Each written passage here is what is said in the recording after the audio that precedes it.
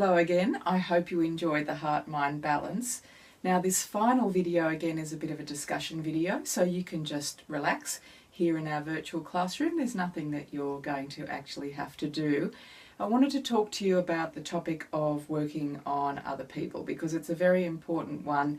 When you learn these techniques and you realise how beautiful they are and you get excited about it, of course you're going to want to share them with the people in your life that you care about and you love.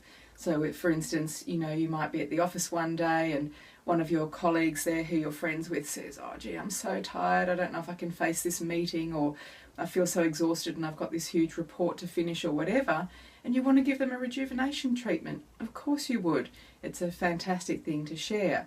Or there's someone in your life who is a bit shy and timid and has really a lot of trouble expressing themselves authentically. Why not give them a throat chakra balance? So there's so many applications for the things that you have already been practicing and learning about. So why wouldn't you want to share them? The most important thing when you're working on other people is your intention and your integrity, and the two really go together. And when you have a look at the fun sheets and see what I have said in the notes there in Module 5 about working on others, I'm sure you'll really understand what I mean.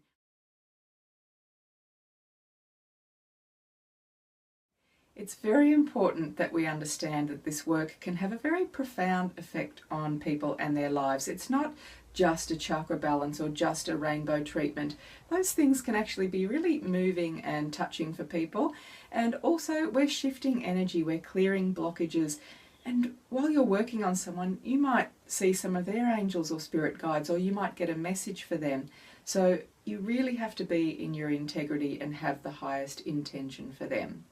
When I first started doing this work, I was so nervous, I was so worried that I was going to get it wrong or do the wrong thing by somebody, but I just kept tuning in to my intention. And I would say to people, look, I'm new at this, so please, it has to feel right to you, it has to feel good to you. If I'm going to give you any information or any messages, please, you need to be responsible for how you interpret that and whether or not you act on it and so on.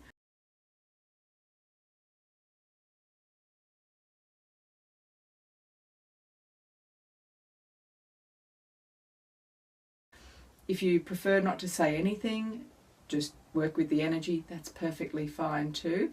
But we need to remember that we always hold the highest intention for the other person. It's not about your opinion about them. Oh, this person really needs to sort out their life, or their heart is really closed, or it's not about that.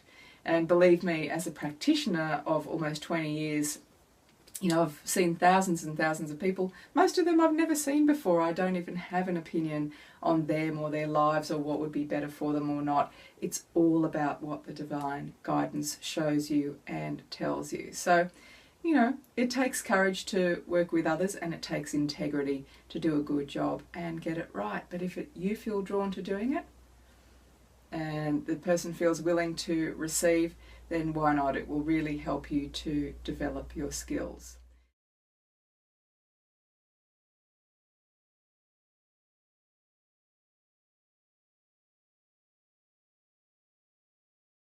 The other thing I wanted to mention in this particular little chat is the pendulum.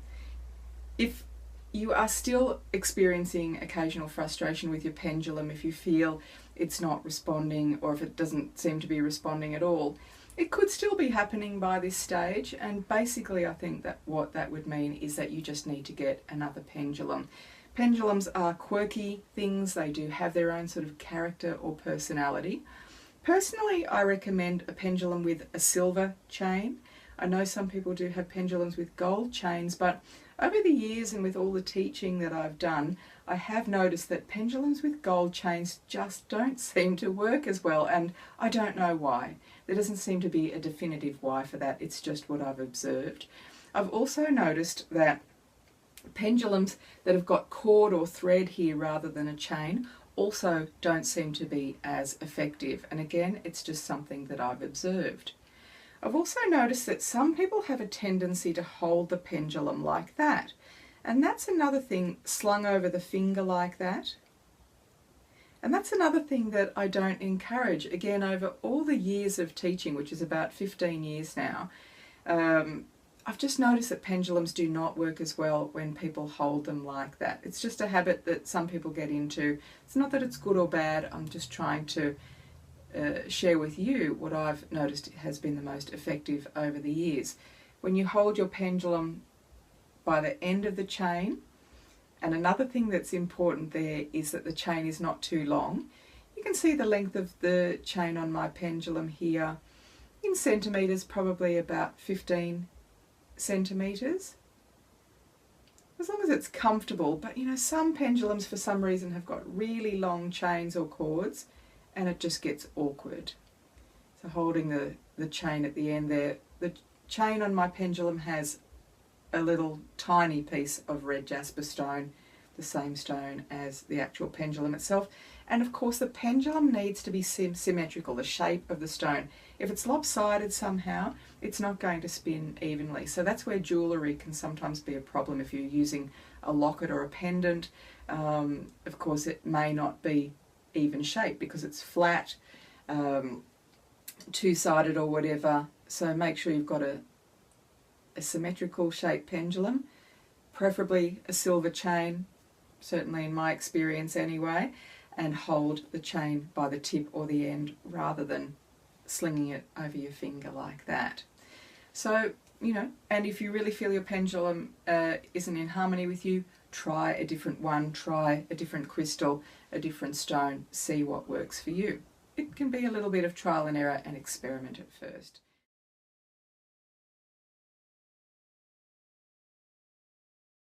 So we're really moving along quickly now, getting towards the end of Module 5. If you feel like practicing on others, give it a go. Stay in your integrity, stay in your truth, and have a higher intention for the person, meaning that you just want to give them the best possible chakra balance or the best possible rainbow treatment, the best possible heart-mind balance. It's not you doing it. You're being the conduit for the energy and light, you're being the channel, and you're facilitating the process. You're not the one doing the healing.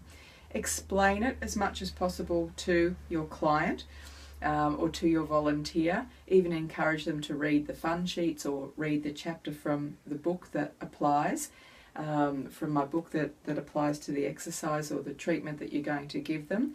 And always never be afraid to tell people, look, I'm just starting out, I'm just learning this, I'm just new to this. Or if they ask you a question, what does that mean, or are you getting any messages? Please don't feel like you have to fill in those blanks and gaps. You can just say, I don't know.